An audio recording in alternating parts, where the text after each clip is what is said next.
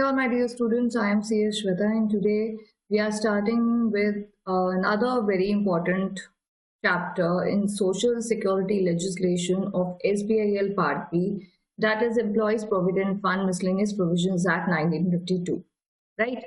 So अभी हमने बात करी हुई है, हमने सोशल सिक्योरिटी लेजिस्लेशन जिसमें ESIC, EPF, maternity, gratuity act आते हैं, इसमें हमने ESIC के बारे में बात कर ली है. Today we are going to talk about EPF, right? So EPF में हम क्या क्या बातें करने वाले हैं, ये एक्ट कब आया था, क्यों आया था, why this act is yet another important legislation, social security legislation. Let's talk about it. So to understand EPF, first we need to understand a little background. अभी क्या होता है ना कि जैसे अभी प्रोविडेंट फंड अभी हमने इंश्योरेंस कॉर्पोरेशन, हमने insurance act, employee state insurance के बारे में बात करी. प्रोविडेंट फंड में हम बात कर रहे हैं. This is another important fund, provident fund, जिसमें 3 बड़ी ही इंपॉर्टेंट स्कीम्स आती हैं. इन स्कीम्स के तहत जो एम्प्लॉयज हैं they can derive certain benefits. तीनों स्कीम्स बहुत इंपॉर्टेंट है और तीनों स्कीम एम्प्लॉयज के लिए बहुत ज्यादा बेनिफिशियल है. अब ये जो फंड्स होते हैं, अभी एम्प्लॉय का जो एक सेविंग्स का जो एक मोड होता है, वो कम सैलरीज जो होती हैं लेबर्स की, वो इतना सेव नहीं कर पाते हैं, राइट? सो उनके लिए ये वाले जो फंड्स है ना, they are like inculcating savings for them, कि उनको कभी भी किसी चीज की जरूरत पड़ जाए, कोई घर बनाना है, कोई लोन रीपे करना है, तो ये अपने सेविंग्स कहाँ से लाएंगे, कौन से फंड से पैसा ले सकते हैं, राइट? इनके पास इनके पास पैसा है या इन्होंने कहीं जोड़ा हुआ है, तो कम सैलरीड लेबर्स के लिए बहुत ज्यादा डिफिकल्ट हो जाता है ये सिचुएशन, प्रोविजन बनाना, राइट? प्रोविजन बनाना, अपनी किसी सेविंग्स को मेंटेन करना बहुत मुश्किल हो जाता है. फॉर दैट पर्पस एक सोशल सिक्योरिटी एक और लेजिस्लेशन है जो बात करता है एम्प्लॉइज के इन चीजों के उनको अपलिफ्ट करने के लिए when it comes to provision, right? So there the scheme EP, there the very important act, Employees Provident Fund and Miscellaneous Provisions Act 1952 come into force. EPF and Miscellaneous Provisions Act 1952 provide for the institution of Provident Fund, Pension Fund and Deposit Linked Insurance Scheme, Insurance Fund for Employees. So 3 प्रकार की scheme है इस act में. Section 5 के under section 6A and 6C. Section 5 में है हमारा provident fund scheme, section 6A में है हमारी पेंशन स्कीम और सेक्शन 6C में है हमारी EDLI scheme, employees deposit link insurance scheme, idli scheme, जैसे हम एक्रोनिम बना देते हैं EDLI, राइट? तो हमें ये तीनों स्कीम्स के बारे में पता होना चाहिए. हमें पता होना चाहिए कि इन तीनों स्कीम में क्या है, कितना कंट्रीब्यूशन जा रहा है एम्प्लॉयर का या एम्प्लॉय का, या कौन सी स्कीम में दोनों का कंट्रीब्यूशन जा रहा है, किसी एक का जा रहा है, और तीनों स्कीम में जो पैसा जमा हुआ है एम्प्लॉय का, वो कब कब इस पैसे को यूज कर सकता है ना? क्योंकि ये एक्ट जो बनाया गया है ये एम्प्लॉय के बेनिफिट के लिए बनाया गया है कि भाई आपके पास कोई प्रोविजन नहीं है, सेविंग्स नहीं है, बट आपके इतना कंट्रीब्यूशन जा गया है इन फंड्स में, तो आपको बेनिफिट मिलेगा, ठीक है ना? आपको बेनिफिट मिलेगा उन चीजों के लिए जो इस एक्ट में लिखी हुई है. हर स्कीम के तहत बात करी गई है कि पेंशन स्कीम में क्या कंट्रीब्यूशन है, आपके प्रोविडेंट फंड स्कीम में क्या कंट्रीब्यूशन है, EDLI में क्या कंट्रीब्यूशन, और किसने कंट्रीब्यूशन देना, किसने नहीं देना है, और ये पैसा कब तक कैसे यूज कर सकते हैं एम्प्लॉय. ये मेजर बातें तीनों स्कीम्स के बारे में. तो जब भी हम EPF का नाम सुनेंगे हमें ये 3 स्कीम्स याद आनी चाहिए, section 5, 6A, 6C. So I am going to take line by line reading and I'm going to explain you I will give you the interpretation of every provision, right? So let's start with it. Such schemes were, however, very few in number. Okay, let's start with this. तो यहाँ कह रहे हैं EPF provides for institution of 3 schemes for employees in factories and other establishments. It extends to whole of India except Jammu and Kashmir. EPF schemes for the benefit of employees had been introduced by some organization even जब वो legislation आया भी नहीं था, ठीक है? Such schemes, however, very few in number and they covered only limited group of employees. So it's not applicable like on all the employees. सिर्फ कुछ एम्प्लॉइज के ऊपर ही ये स्कीम एप्लीकेबल होती है with the prescribed salary, right? So in 1952 EPF was enacted to provide institution of provident fund. Provident fund, provision, provident fund शब्द लिया इससे गया है कि जहां पे प्रोविजन बनाया जाता है एम्प्लॉइज, मतलब it is derived from the word, so providing, provision maintain करना, right? For workers in 6 specified industries, to the extension of that, now there are a lot of industries which are under EPF Act. That extends to all of India except Jammu and Kashmir. The term pay includes basic wage with DA, retaining allowance अगर है तो cash value concession. Bonus चीजें नहीं आती हैं wages में. खैर वो wages के definition में हम लोग पढ़ेंगे. So कौन सी है वो 3 स्कीम जो इस एक्ट के अंदर आती है, जैसे हमने पहले बात करी EPF, ये तो 1952 में ही आ गई थी. Pension scheme 1995.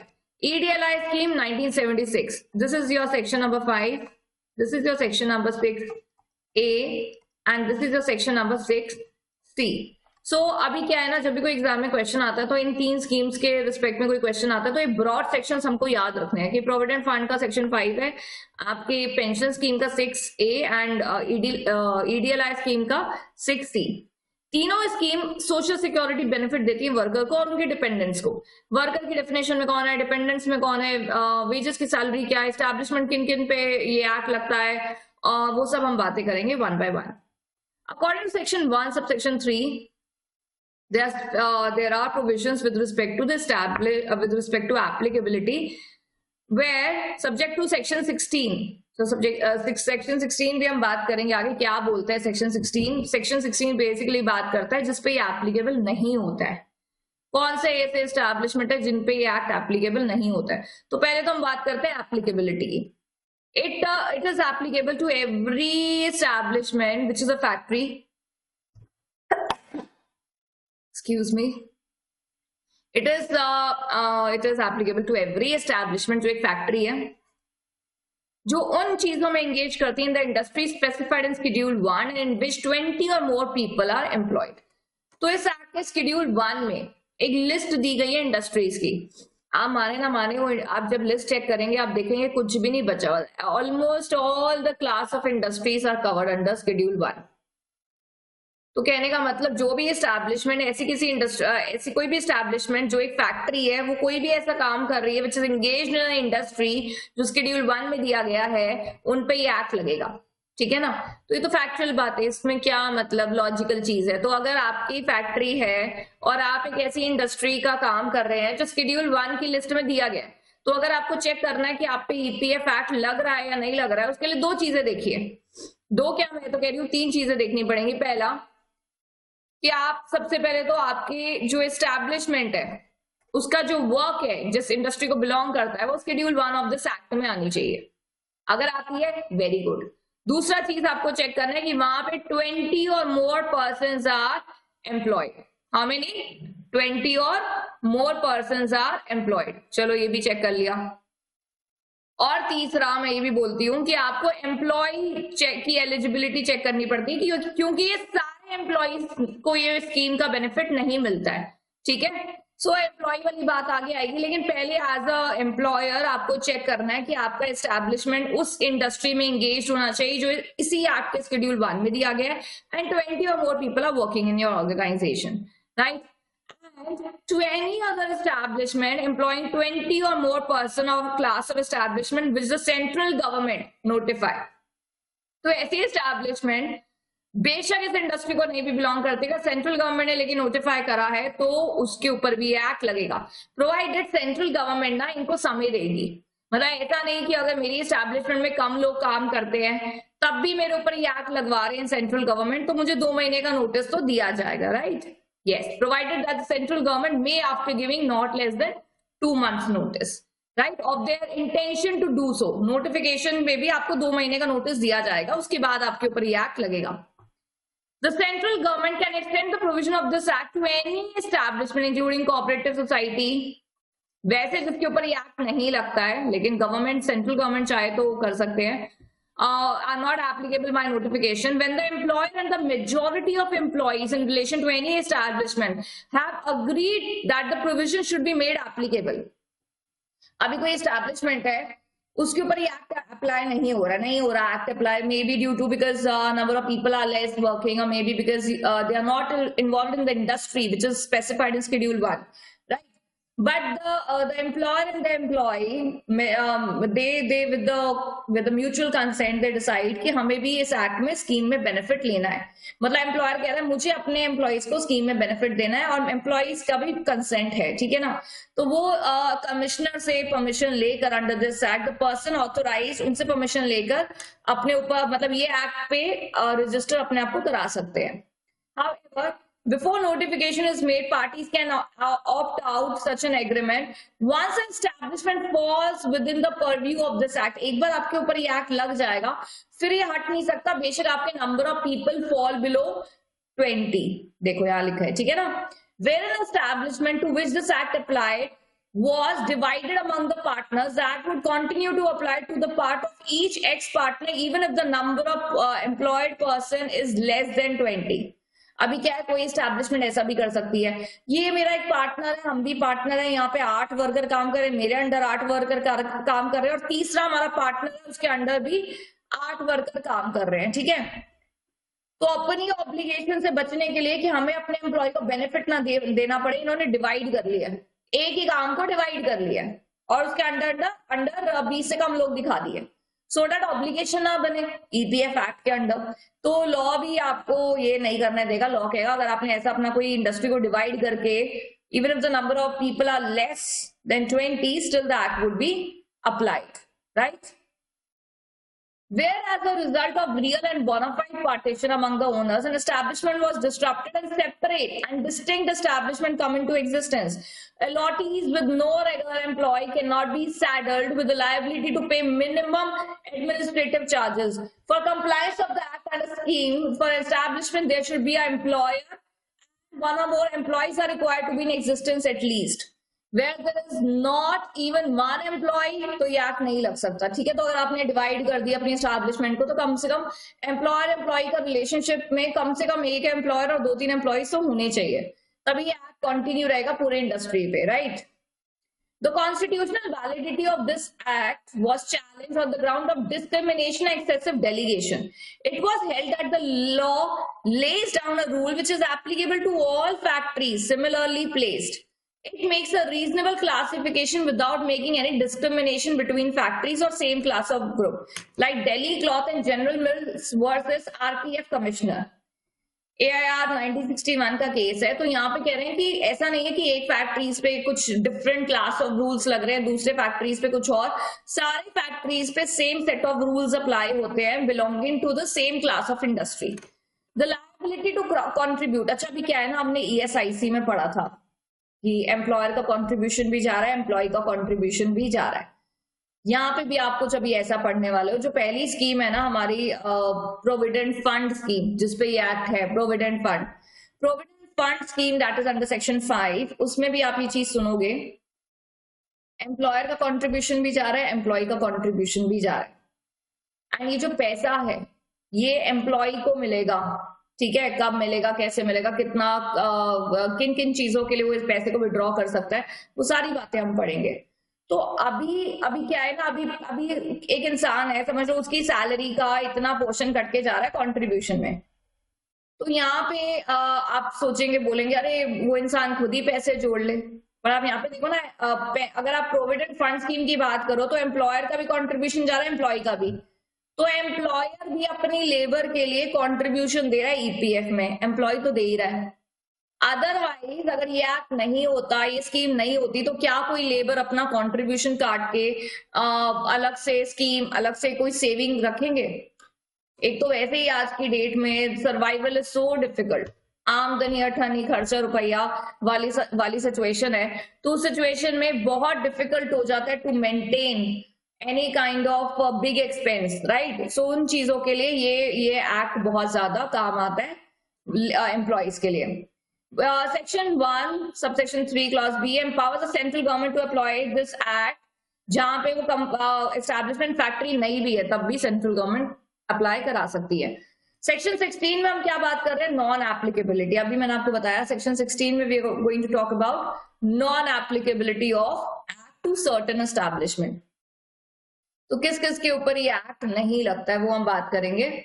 एंड देन हमारी डेफिनेशन। तो पहला हम सेक्शन 16 बात करते हैं। क्या पता आपसे सीधा यही पूछ ले कि मिस्टर कुमार हैं, उनकी ये एस्टैब्लिशमेंट है और उन्होंने ईपीएफ एक्ट अपने एम्प्लॉयज पे उनके लिए कुछ भी ईपीएफ का प्रोविजन नहीं है, तो आप बताइए कि क्या उनके ऊपर ये एक्ट अप्लाई होगा या नहीं। तो आपको अगर अप्लाई हो रहा है तो आपको सेक्शन 1 बताना पड़ेगा, नहीं अप्लाई हो रहा तो सेक्शन 16 को एक्सप्लेन करना पड़ेगा। Section 16 subsection 1 of the act provides that the act shall not apply to certain establishments। जैसे पहला, such establishment include पहला establishment register under cooperative society. अभी मैंने आपको ऊपर भी बताया कि cooperative society act, cooperative societies पे एक्ट नहीं लगता। Cooperative societies are governed under cooperative society act 1912 और अंडर एनी अदर लॉ, जो पर्टिकुलर स्टेट में चल रहा है relating to cooperative society, employing less than 50% and working without the aid of power. B, any other establishment belonging to or under the control of central or state, मतलब ऐसी establishment जो already central या state के under काम कर रही है और सेंट्रल गवर्नमेंट या फिर कोई स्टेट गवर्नमेंट ऑलरेडी उनको कोई ऐसी स्कीम प्रोवाइड कर रही है which is related to provident fund, which is related to pension provident, तो उनको फिर ईपीएफ एक्ट की सुविधा नहीं मिलेगी। मतलब ऑलरेडी कोई स्टेट लॉ के अंडर कोई ऐसी स्कीम चल रही है तो आप दो स्कीम्स में थोड़ी ना रजिस्टर हो जाएंगे, तो फिर आपके ऊपर ये स्कीम नहीं लगेगी। Any other establishment set up under Central Provisional or State Act and whose employees are entitled to the benefits of contributory provident fund or old age pension in accordance with the scheme or rule framed under that act। तो वही कोई state act, कोई और ऐसा act है जो जिसमें employees दूसरे एक्ट में ऑलरेडी ऐसा बेनिफिट ले रहे हैं, तो फिर ये वाला एक्ट उन पे नहीं लगाया जाएगा, right.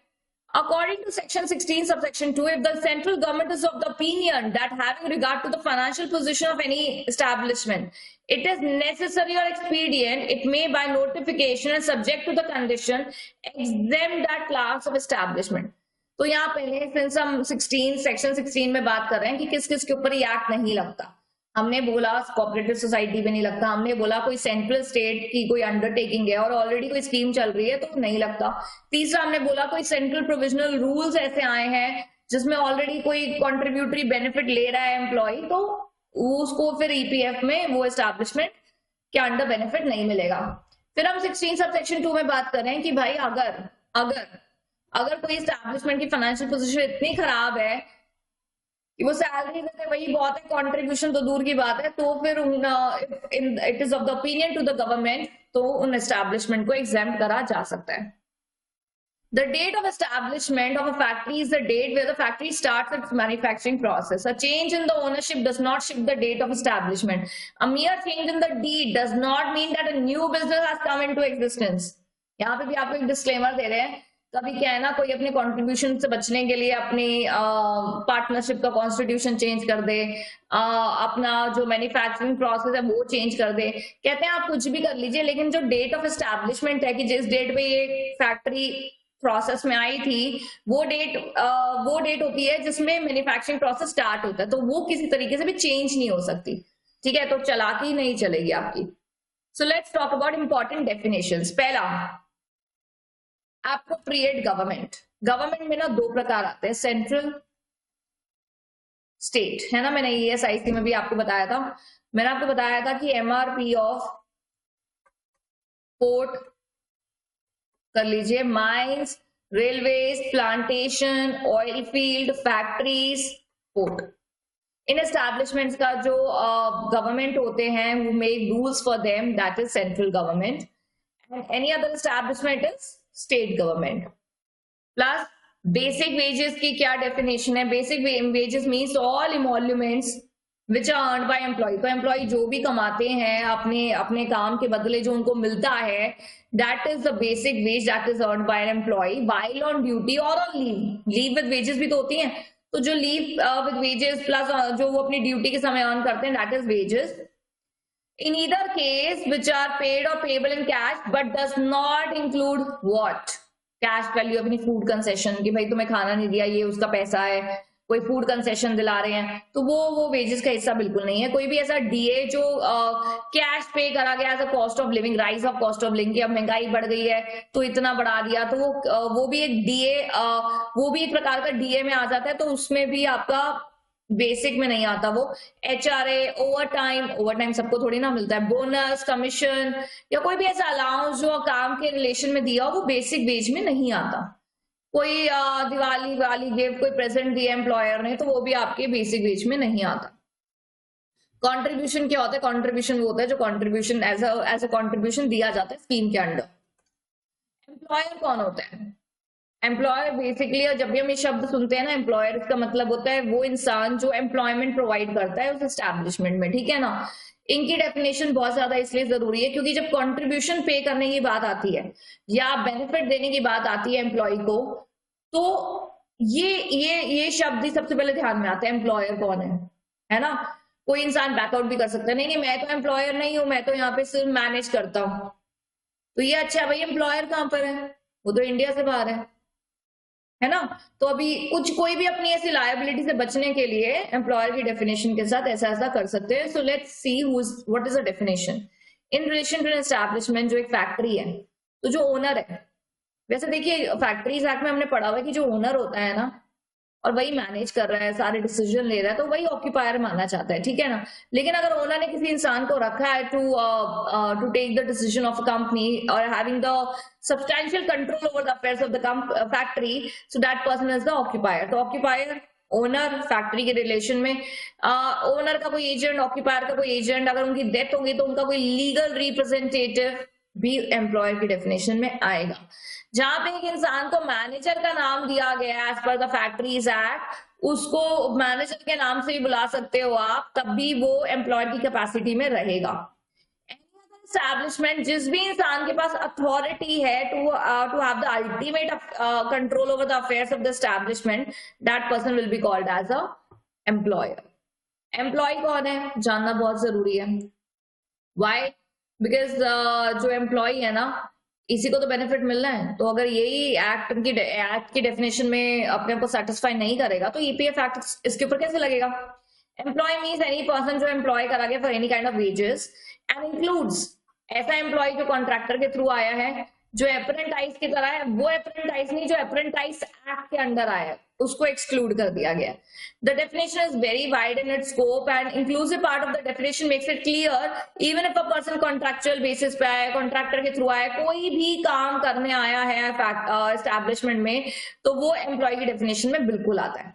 The dominant factor of this definition is that a person should be employed in connection with the work of the establishment. अभी ओनर के किसी पर्सनल काम से कोई हायर हुआ और वो वहां पे अगर प्रेजेंट है प्रीमाइसेस में, तो वो एम्प्लॉय की डेफिनेशन में नहीं आ रहा, क्योंकि एस्टैब्लिशमेंट के काम के रिलेशन में वो काम नहीं करता। वो तो ओनर का कोई पर्सनल असिस्टेंट या पर्सनल असिस्टेंट भी नहीं बोलेंगे, बट कोई घर पे काम करता है, वो वहां प्रेजेंट है, तो वो एम्प्लॉय की डेफिनेशन में नहीं आता। Sons being paid wages are employees. In case of doubt where a particular person is employee or not, so commissioner of the area is going to decide the case. The definition of employee in section 2F of the act is very comprehensive. मतलब हर एक चीज नहीं बता सकते कि employee की definition में क्या क्या आता है। आपको ये बताया गया कि वो इंसान जो उस establishment में काम कर रहा है, जो किसी भी काम से के रिलेशन में है, तो that person is a employee. Includes part-time employee also is engaged for any work in the establishment. A sweeper working twice or thrice in a week. Night watchman that is watching shops of a locality. Gardener working for 10 days in a month is also the employee under EPF Act. The government of India by certain notification extended the application of Act and EPF scheme to BD industry also. It was held that the workers engaged by BD manufacturers directly or through contractor for rolling BD at home also subject to rejection of defective BDs by manufacturers were employees. But working partners drawing salaries or allowances are not employees. When members of cooperative society in connection with the society, when they draw their profit, they are not employees. Partners are not employees. Right? तो उनको employees definition में नहीं लाया जाता. Exempted employ कौन है? जो इस एक्ट के अंडर नहीं है, they are exempted employee. Exempted establishment कौन सी है? वो एस्टैब्लिशमेंट जिनको एग्जेम्प्ट करा गया है with respect to EPF. Factory means any premises जो मैन्युफैक्चरिंग प्रोसेस कर रही है, being carried on with the aid of power or without the aid of power. Fund का मतलब यहाँ पे क्या है? Provident fund. इंडस्ट्री मीन्स जो शेड्यूल 1 में दी गई है as per this act. Insurance fund मतलब जो ईडीएलआई स्कीम सेक्शन 6C में हम बात करेंगे। इंश्योरेंस स्कीम हम बात करेंगे सेक्शन 6C में। मैन्युफैक्चरर और मैन्युफैक्चरिंग प्रोसेस, कितना बोरिंग हो जाता है ना डेफिनेशन। पूरा एक्ट तो देखो अब शुरू होगा, तो हम सब डेफिनेशन पे हैं। मैन्युफैक्चर और मैन्युफैक्चरिंग प्रोसेस क्या होता है? अगर आप बात करेंगे अपने फैक्ट्रीज एक्ट के, तो कितनी बड़ी डेफिनेशन है ना फैक्ट्रीज एक्ट में मैन्युफैक्चरर की। इट मीन्स एनी प्रोसेस, कुछ चीज बनाना, alter, repairing, ornamenting, finishing, packing, oiling, ये सब चीजें भी मैन्युफैक्चरिंग में आती हैं। मतलब एक चीज को सेल लायक बनाना, जितने भी एक्टिविटीज हैं वो सब मैन्युफैक्चरिंग।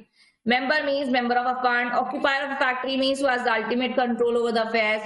Pension fund मतलब the fund that is created under EPF Act. Pension scheme मतलब the scheme under EPF Act of section 6A. Section, ये तीनों section बड़े important है, 5, 6A, 6C.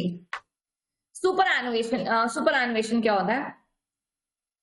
In relation to employee who is the member of the pension scheme means the attainment by the employee of the age 58 years. तो माना जाता है कि that person has superannuated the age and now he has to leave the organization. Different departments or branches established, where the establishment consists of different departments or branches situated in different places, उनको same establishment ही माना जाएगा for the purpose of EPF Act. ऐसा भी हो सकता है ना कि हमारी कोई इंडस्ट्री है जो शेड्यूल 1 में तो आती है, लेकिन हम जो चीज बनाते हैं उसका एक डिपार्टमेंट इस स्टेट में है, दूसरा डिपार्टमेंट दूसरी स्टेट में है, अलग अलग जगह पर है, तब भी उसको वन एस्टैब्लिशमेंट ही ट्रीट करा जाएगा with respect to EPF act. ठीक है, अब हम बात करते हैं अपनी स्कीम्स के बारे में, जो सबसे ज्यादा इंपॉर्टेंट हिस्सा है इस चैप्टर का। पहली स्कीम क्या बताई थी मैंने आपको? ईपीएफ। दूसरी क्या बताई थी? ईपीएस। तीसरी क्या बताई थी? ईडीएलआई। ठीक है, तो ईपीएफ कौन सा सेक्शन था? 5, सेक्शन 6A, और ये इडली था 6C। तो पहले हम बात कर रहे हैं सेक्शन 5 के बारे में, EPF. The central government has framed a scheme which is the EPF scheme. The fund vests in the and it is administered by central board under section 5A. तो हम लोग बात करेंगे सेंट्रल बोर्ड के बारे में under section 5A of EPF scheme. Just a second.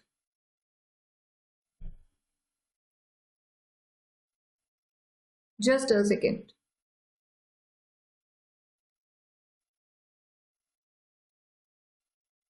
Okay, that was something else. Actually, मैं कुछ ढूंढ रही थी, मुझे एकदम से ध्यान आया, बट नहीं, that is something else. वो दूसरे चैप्टर में था, मैं कुछ चेक कर रही थी। चलो एनीवे, सबसे पहले तो हमारा सेंट्रल बोर्ड के बारे में बात आती है कि जैसे हमने ESIC फंड के बारे में सुना कि वो कॉर्पोरेशन मैनेज करती है, ठीक है ना। यहाँ पे है हमारे सेंट्रल बोर्ड। तो जितना भी पैसा प्रोविडेंट फंड में होता है ना, that is administered by central board. आप ESIC और EPF में कभी भी कंफ्यूज मत होइए। ESIC एक ऐसा प्रोविजन है आपके एम्प्लॉयज के लिए जहां पे वो अपना कंट्रीब्यूशन तो दे रहे हैं 0.75%, पहली बात, इतना कम। दूसरा, ये जो अपना बेनिफिट, अपना कंट्रीब्यूशन दे रहे हैं ना एम्प्लॉय, एक सिक्योरिटी के लिए दे रहे हैं, जहां पे उनको हॉस्पिटल की फैसिलिटी, सर्जरी फ्री में कराओ, डिपेंडेंट्स का इलाज करवाओ, चलेगा। किसी भी ESIC हॉस्पिटल में जाके आप दवाइयां ले सकते हो, फ्री में इलाज करा सकते हो। क्या जरूरी है इलाज कराना? क्या पता किसी एम्प्लॉय को कभी जरूरत ही ना पड़े ESIC हॉस्पिटल्स की सर्विस की, हो सकता है ना। और वो बोल रहा है मेरा 0.75% कट रहा है, क्यों कट रहा है? मेरे को तो जरूरत नहीं पड़ी, मैं तो बहुत ज्यादा हेल्दी हूं, ऐसा भी हो सकता है। मेरी तो कोई फैमिली नहीं है, ऐसा भी हो सकता है ना। तो अब यहाँ पे बात क्या आती है ना, यहाँ पे बात आती है कि ये जो SMDD वाले बेनिफिट थे ना ESIC में, sickness, maternity, disablement and death due to employment injury, तो ये चीजें थी एक कंटिंजेंसी को फेस करने के लिए, हमने वहां पढ़ा भी था, ठीक है। अब यहाँ पे क्या है ना, ये जो कंट्रीब्यूशन कट रहा है ना, जो एक फंड में जा रहा है, ये तुम्हारी सेविंग्स ही हो रही है, ये तुमको मिलेंगी, ये तुमको ही मिलेंगी वापस। मतलब वो इंश्योरेंस की तरह है, ईएसआईसी नाम भी देख लो ना, एम्प्लॉय स्टेट इंश्योरेंस। अभी तुम इंश्योरेंस का प्रीमियम पे करते हो, सपोज मैंने अपनी कार का इंश्योरेंस कराया है, ठीक है, अभी 10 साल होने वाले हैं मेरे को, मतलब गॉड फॉरबिड कोई जरूरत नहीं पड़ी, तो अभी इसका मतलब क्या है कि मैं इंश्योरेंस कंपनी को मुझे मेरे पैसे वापस करो, मैं इतने साल से तुम्हें प्रीमियम दे रही हूँ। भाई सिक्योरिटी होती है, insurance is a social, is a security, ठीक है ना, of your asset life, depends on what kind of insurance you have. So यहाँ पे ईएसआईसी में वो सिक्योरिटी दे रहे हैं, यहाँ पे फंड में सेविंग्स जा रहा है उनका, इनको ये इसका बेनिफिट मिलता है पैसों का। अभी ये पढ़ते हैं ये पैसा इनका जाता कहाँ है और मैनेज कौन करता है।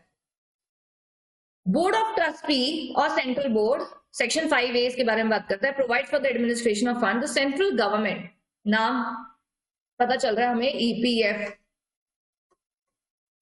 ये जो फंड है provident fund, administered by, manage by central board.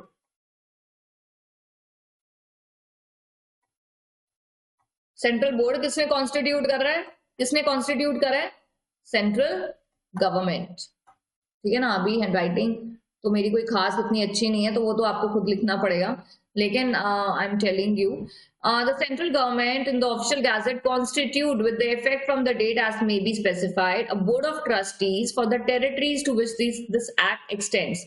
The EPF scheme contains provisions regarding term and condition की जो सेंट्रल बोर्ड के मेंबर है उनको कैसे अपॉइंट किया जाएगा, उनका क्या प्रोसीजर है, टर्म ऑफ ऑफिस कितना है, इनको सैलरी कितनी मिलेगी, इनका रेम्युनरेशन क्या है, स्कीम इस एक्ट में सब बताया गया है, राइट। और कह रहे हैं कि जो द बोर्ड है, they perform the function as per under the family pension scheme, insurance scheme also. Class of employees entitled and required to join provident fund. तो कौन से ऐसे एम्प्लॉई है जो प्रोविडेंट फंड में ज्वाइन करते हैं। पहले तो हमको ये पता चला है कि ईपीएफ एक फंड है, इस फंड में एम्प्लॉय तुम्हारा पैसा जा रहा है, तुम्हारे वेजेस से कट के यहाँ इस फंड में जा रहा है, खाली तुम्हारा नहीं जा रहा, तुम्हारे एम्प्लॉयर का भी जा रहा है, मतलब बढ़िया है, फिर तो ये पैसा इकट्ठा हो रहा है तुम्हारा ईपीएफ में। अभी ईपीएफ में जो पैसा इकट्ठा हो रहा है तुम इसको निकाल सकते हो कुछ जरूरतों के समय, वो हम आगे पढ़ेंगे।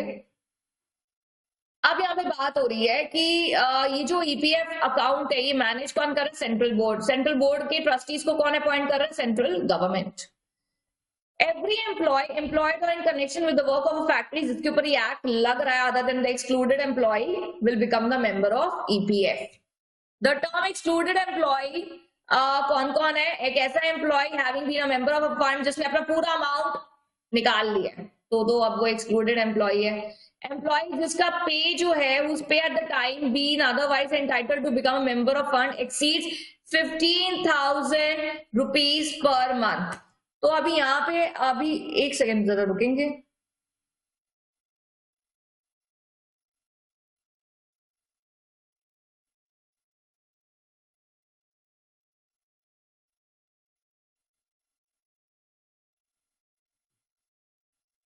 यस तो यहाँ पे sorry I had to check something.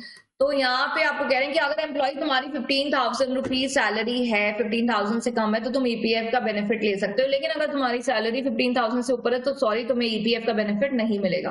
एप्रेंटाइज excluded होता है, वो एप्रेंटाइज एक्ट में आते हैं। कॉन्ट्रीब्यूशन पे अब आ जाते हैं। तो बच्चों को लगता है कि मैम जिसकी सैलरी 15,000 से ऊपर है तो मतलब वो क्या ईपीएफ में कॉन्ट्रीब्यूशन नहीं दे सकता, नहीं दे सकता। क्यों नहीं दे सकता, क्योंकि उसको माना जाता है कि वो इतना कमा रहा है कि वो अपने आप अपनी सेविंग्स कर सकता है। अब अगर मैम 16,000 कमा रहा है तो ये बहुत ज्यादा नहीं है, आई अग्री, लेकिन गवर्नमेंट ने जो बनाया है एक सीलिंग लिमिट दैट इज 15,000। 15,000 के नीचे के जितने भी एम्प्लॉय हैं उनसे आप सेविंग्स एक्सपेक्ट नहीं कर सकते, उसके सोशल सिक्योरिटी के लिए गवर्नमेंट ने ये कानून बनाया है। सेक्शन 6 बात करता है कॉन्ट्रीब्यूशन के बारे में। देखो 6 आ ही गया था पहली, अभी पेंशन स्कीम को लाना था तो 6 में तो नहीं ला सकते, तो एडिशन कराया 6A में। कंट्रीब्यूशन कितना जाता है, जो बड़ी मुद्दे की बात है कि भाई फंड में पैसा जा रहा है, एम्प्लॉयर का कितना कंट्रीब्यूशन जा रहा है, 10%। एम्प्लॉयर का कितना जा रहा है, 10% of the basic DA allowances retaining अगर है अगर है तो for the time being employee being if any for the time being payable to each of the employees whether employed by him directly or through a contractor shall be equal to the contribution payable by the employer. तो कह रहे वो employ भी contribution देगा जो खुद आया है या कॉन्ट्रैक्टर द्वारा आया है, उसका कंट्रीब्यूशन और एम्प्लॉयर का कंट्रीब्यूशन दोनों सेम है 10%। उल्टा मजे की बात यह है कि अगर एम्प्लॉय तुम अगर चाहते हो कि तुम्हारा कंट्रीब्यूशन 10% से बढ़ के 12%, 13% या 14% हो जाए तो कर सकते हो, कोई दिक्कत की बात नहीं है, पर एम्प्लॉयर नहीं करेगा। एम्प्लॉयर का परसेंटेज 10% ही रहेगा। ठीक है, वही यहाँ पे लिखा हुआ है आगे, each contribution shall be calculated to nearest to P. ये तो आप समझ रहे हैं, मतलब 0.50 80 पैसा होगा तो वो नियरेस्ट टू पी में आ जाएगा। DA includes the cash allowance, RA includes to retain the service of the employees को RA बोलते हैं। PF scheme has made the payment of contribution mandatory। अगर आप नहीं पे करोगे तो आपके जो एम्प्लॉयर है उनको पेनल्टी फेस करना पड़ सकता है, right. Investment, the amount received by way of PF contribution is invested by board of trustee। ये कौन है भाई? ये फंड का पैसा कह रहे हैं, जितना भी आएगा ना उस पर्टिकुलर क्षेत्र में, तो जितना भी पैसा इकट्ठा होगा ना, अभी जैसे अगर मैं एम्प्लॉयर हूँ, मेरे यहाँ पे 25 एम्प्लॉय काम करते हैं, सबके सब 15,000 से कम है और इनका कंट्रीब्यूशन जा रहा है, ठीक है, 1500 इनका जा रहा है, 1500 हर एक एम्प्लॉय का मैं दे रही हूँ, तो 3000 पर एम्प्लॉय कंट्रीब्यूशन जा रहा है। कितने एम्प्लॉय मैंने बताया? 25, 75,000 तो एक महीने का ही जा रहा है। तो ये जो पैसा इकट्ठा हो रहा है ईपीएफ में, ये मैनेज हो रहा है बोर्ड ऑफ ट्रस्टीज द्वारा। कौन से बोर्ड ऑफ ट्रस्टी? जिनके बारे में सेक्शन 5A में बात हुई थी, आपके सेंट्रल बोर्ड के ट्रस्टीज। किन्होंने अपॉइंट किया है इनको? सेंट्रल गवर्नमेंट ने, राइट। तो they can invest this money. The member of the PF get interest on the money standing in the credit of the PF accounts. वो मेंबर, किस member को मिल रहा है interest? Employee. Employee is the member ना, जिसका PF में account है, that particular employee is the member of the EPF of the PF account, right. The rate of interest for each financial year is recommended by trustees and subject to the decision of government, right. अब आ जाती है बात, ये जो पैसा है कहाँ यूज होगा। मतलब हम बात कर रहे हैं कि एम्प्लॉय जो तुम्हारा सारा पैसा है ना इकट्ठा हो रहा है सेविंग्स में, ईपीएफ में, ये तुम विड्रॉ कर सकते हो। So let's talk about advance and withdrawals. Advances from PF, अच्छा मिलेगा कब ये पैसा जिसको एडवांस बोल रहे हैं? सुपर एनुएशन जब आपकी आप छोड़ के जाएंगे एस्टैब्लिशमेंट, तो जो आपका पैसा है प्रोविडेंट फंड का, ये आप अपने साथ लेके जाते हैं। सो इट्स अ सिक्योरिटी कि इंसान की अब एज हो गई है, वो नौकरी नहीं कर सकता, पर तब भी सिक्योर है, ठीक है। पर अगर वो चाहे, कोई ऐसी मजबूरी आ जाती है जिसके लिए उसको पहले पैसा चाहिए, अभी देखो अभी किसी एम्प्लॉय का पैसा पड़ा है ईपीएफ अकाउंट में, उसका 1.5-2 लाख रुपए पड़ा है, अब वो बेचारे एम्प्लॉय को लोन उतारना है। अब वो कह रहा है कि मेरे मेरे मेरे एक अकाउंट में चाहते हुए भी मैं पैसे पड़े, पर मैं चाहते हुए भी नहीं निकाल सकता क्योंकि मेरी एज नहीं हुई है, मैं सुपर एनुएशन नहीं हुआ हूं, तो अभी कैसे, क्या करा जाए? तो लॉ कह रहा है देयर इज अ प्रोविजन, तुम्हारे सेविंग्स तुम्हारे जरूर काम आएंगी, तुम एडवांस विड्रॉल्स कर सकते हो। नॉन रिफंडेबल एडवांस ले सकते हो फॉर द पॉलिसी और policy of life insurance. Life insurance का पैसा देना है तो नॉन रिफंडेबल, मतलब वापस नहीं डालना तुम्हें उस पीएफ अकाउंट में, पैसा निकाल के लाइफ इंश्योरेंस दे सकते हो। कोई हाउस परचेज करना है, फ्लैट कंस्ट्रक्शन हो रही है किसी हाउस की, या कोई भी सूटेबल साइट लिया है, वहां पे जगह घर बना रहे हो, already a house already commenced by the member or the spouse and additional advance for additions alterations, कह रहे हैं तुम कर रहे हो, तुम्हारे स्पाउस कर रहे हैं, कुछ घर में चेंज ऑल्ट्रेशन एडिशन, घर खरीद रहे हैं, बन रहा है, तो आप बिल्कुल ले सकते हैं यहाँ से अपने पीएफ में से पैसा। Non refundable advance to members due to temporary closure of any factory. अगर आपकी फैक्ट्री क्लोज हो गई है टेम्परली, तो और फॉर मोर देन 15 डेज, मतलब 15 दिन से ऊपर हो गया है कि फैक्ट्री बंद है, अभी वो एम्प्लॉय क्या करेगा? उसको तो पैसा नहीं मिल रहा, तो कह रहे हैं कि आपको non received of wages for 2 months और more and refundable advance due to closure of factory for not more than 6 months। तो अगर तो स्ट्राइक की वजह से तुम स्ट्राइक पे जा रहे हो तो अलग बात है, तो नहीं मिलेगा, अदरवाइज आपको वेजेस का 2 महीने का जो वेजेस है या उससे ज्यादा आप एज एडवांस ले सकते हो।